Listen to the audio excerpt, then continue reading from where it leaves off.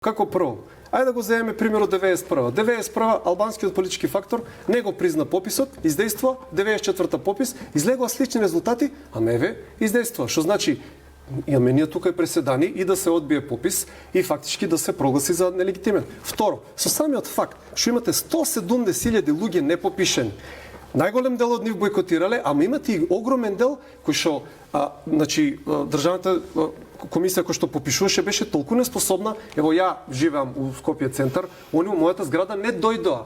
Значи они имаа канцеларии за попишување што е преседан.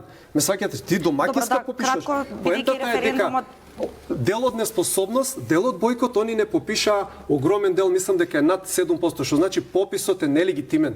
Тоа знаете како цени колегата Костовски попис? Влага тука попишува, че вика, аха, вие сте 4, вие двајца не ќе се подпишете двајца. Добро, пишам двајца, валиден попис. Да, знаете како Крмов и Левица цена политиката во Македонија? Само цела дебата да не се префрли на пописот. Пописот е нелегален, а вие само за да останете на Заради власт. вас 150.000 македонци не се попишани. Левица мисли дека водење политика во државата е возење на еден круг велосипед. Ако не успее референдум, успее, ако успеше попис не. Што ги газите 30 години. Ова е тотално разбирање на политиката. Само да бидеме парламентарни.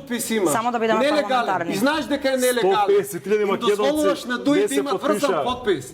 Да имат врзан подпис, човече. Направивте едноцид на македонците. Ве владеат, за уши ве влечат. Добро, демувам на речникот и на однесувањето да не се префрли. И ти дојде мене да ми кажува. Добро.